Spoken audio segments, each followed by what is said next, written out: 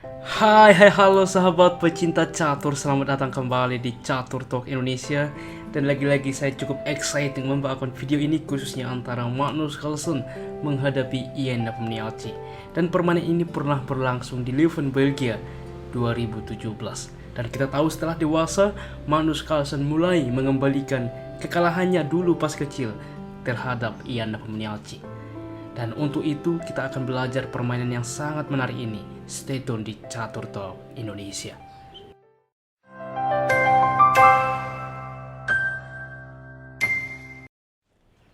Baiklah teman-teman, di sini Magnus Carlsen putih memulai langkah dengan pion ke-4 dan Ian Nepomniachtchi membalas dengan pion ke C5 pertahanan Sisilia.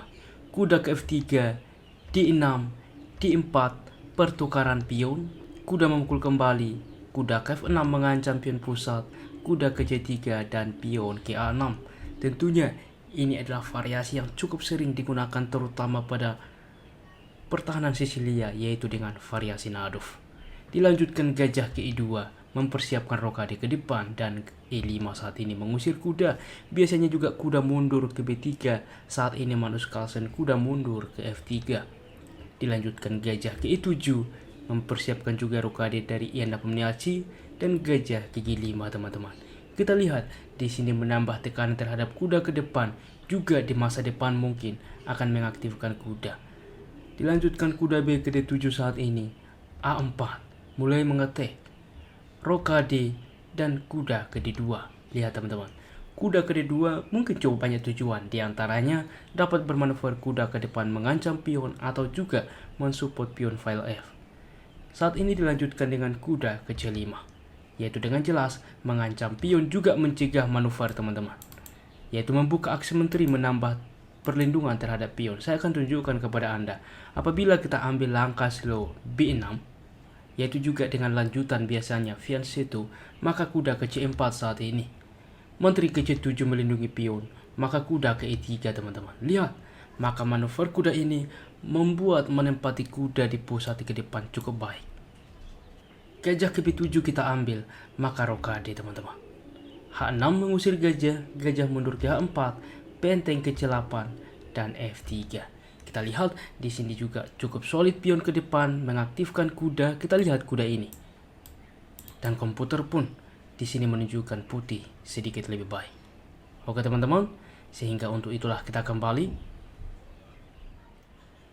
Oleh karena itulah Ian Nepomniachtchi terlebih dahulu dengan kuda ke C5, lalu dilanjutkan gajah memukul kuda. Gajah memukul gajah, kuda ke C4 saat ini. Lalu mengancam pion sehingga gajah mundur ke E7 dan rokade.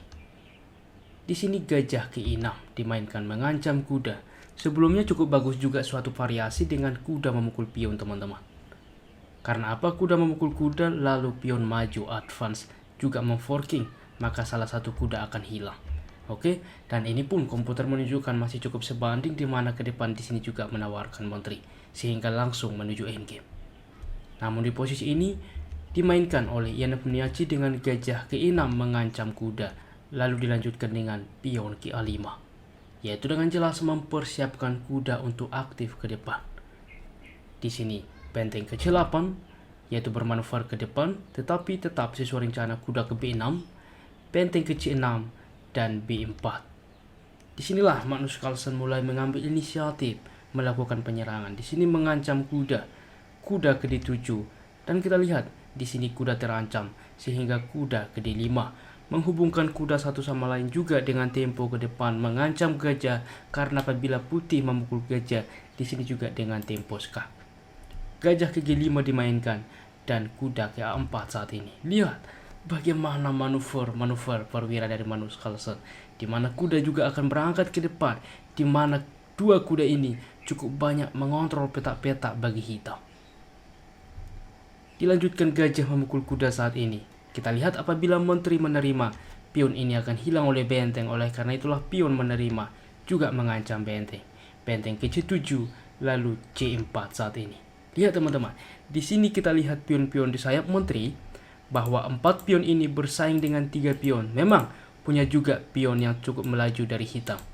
sehingga dimainkan E4 saat ini, di mana ke depan mungkin untuk mendorong pion sehingga merusak struktur pion di mana gajah juga aktif dengan tempo skak. Dan Magnus Carlsen mulai men-setup suatu hal, dimulai C5. Dilanjutkan pion memukul pion, lalu D6 teman-teman. Lihat, kemana benteng melangkah? Di sini benteng ke C8. Tetapi percaya atau tidak bahwa benteng ke C6 opsi terbaik.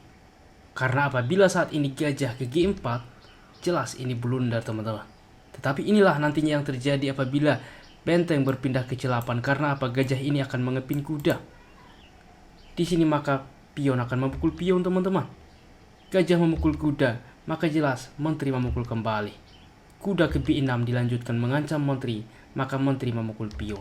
Dan kita lihat pertukaran, dan di sini hitam lebih baik. Tetapi kita akan melihat bedanya, kita kembali ke partai aslinya. Di posisi ini dimainkan dengan benteng ke C8, sehingga dilanjutkan seperti yang sudah saya tunjukkan sebelumnya dengan gajah ke G4.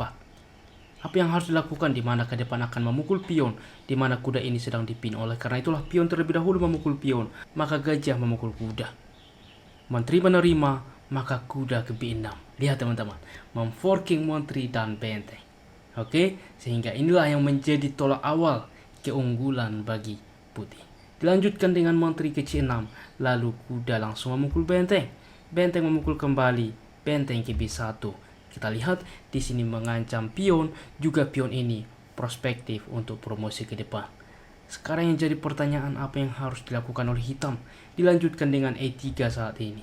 Tetapi ini terlalu terburu-buru teman-teman. Mengapa demikian terlalu terburu-buru? Sebelumnya, memang apapun opsi dari hitam di posisi ini, bahwa putih sudah signifikan lebih baik. Kita ambil benteng ke D8, ini yang direkomendasikan oleh komputer. Tetapi benteng akan memukul pion. Benteng memukul pion, di sini menteri ke G4 teman-teman. Lihat, di sini juga mengancam terhadap pion dengan tempo mengancam gajah, gajah ke D8, lalu menteri memukul pion. Gajah memukul pion, di sini menteri memukul menteri terlebih dahulu. Pion memukul kembali, benteng ke B8 skak, gajah menutup, benteng ke E1 melakukan skakmat, raja ke F8. Dan kita lihat, walaupun memang ada keunggulan pion ke depan, tetapi tetap kualitas dari putih lebih baik. Oke teman-teman, dan kita kembali. Di posisi ini Ian Nepomniachtchi langsung memainkan dengan E3, tetapi ini sudah berbeda karena apa? Pion memukul pion, dan kita akan melihat pentingnya setelah pion memukul pion membuka akses benteng. Cukup penting teman-teman. Sehingga di sini benteng ke D8 dimainkan. Karena apabila dimainkan dengan gajah memukul pion skak, raja ke H1 tentunya.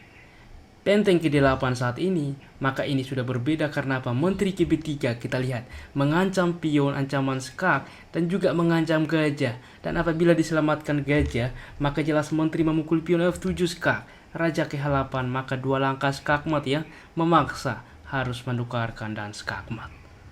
Luar biasa teman-teman. Sehingga untuk itulah kita kembali di dalam posisi ini, tidak gajah memukul pion tetapi dengan benteng ke D8. Tentunya dilanjutkan dengan menteri ke B3 saat ini.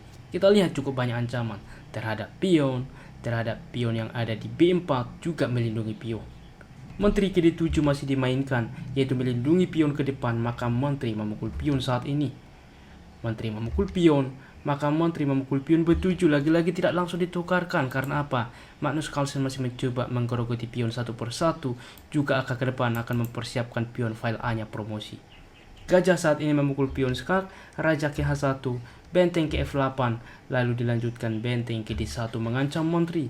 Kemana menteri melangkah? Di sini fatal menteri ke H6 teman-teman. Sehingga tercipta 3 langkah skakmat. Tetapi walaupun sebenarnya di posisi ini menteri ke G6 dimainkan, tetap saja Magnus Carlsen sudah cukup unggul, yaitu dengan benteng ke D7 dimainkan. Kita lihat teman-teman, cukup banyak tekanan. Dan sekarang apa yang harus dilakukan oleh hitam? Cukup stuck. H6 kita ambil, maka menteri ke B3. Lihat, gajah ke G5, maka menteri ke B6. Lagi-lagi menawarkan apabila diterima pion akan promosi ke depan, apabila tidak diterima maka akan dimakan pion ini. Dan apabila suatu langkah lain H5, maka menteri memukul menteri, pion memukul kembali, benteng memukul benteng skak, raja memukul kembali, dan benteng ke D6. Pion ini akan hilang ke depan, pion akan promosi. Jelas di posisi ini putih signifikan lebih baik. Luar biasa teman-teman. Dan kita kembali. Dan di posisi ini dimainkan dengan menteri ke H6, maka tercipta kombinasi 3 langkah skakmat back rank checkmate.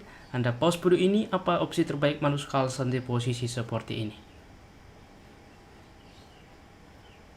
Bagaimana teman-teman? Selamat bagi yang menemukan langkah itu tentunya menteri memukul pion F7 skak, dan setelah langkah ini Ian Nepomniachtchi menyerah karena apa? Tentunya benteng menerima. Ada benteng ke-8 skak, benteng menutup, dan benteng memukul benteng skakmat. Oke teman-teman, demikian permainan Magnus Carlsen sebelum nantinya kita menuju kejuaraan catur dunia antara Magnus Carlsen menghadapi Ian Nepomniachtchi. Layaknya kita menonton atau menyimak partai-partai dari mereka sebelumnya. Dan semoga permainan ini bermanfaat untuk kita semuanya. Dan jika kawan-kawan suka dengan konten catur seperti ini, mari beri like, support kami. Dan bagi kawan-kawan yang ingin membantu, link donasi ada di deskripsi. Dan tentunya ke depan juga kita akan mengupdate permainan dari Daniil Dubov, Alireza Firouzja, Fabiano Caruana, dan juga pemain-pemain elit pada Grand Swiss.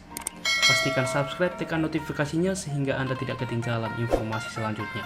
Salam Catur Talk Indonesia, sampai jumpa di video berikutnya. Keep sharing and keep loving. Bye-bye.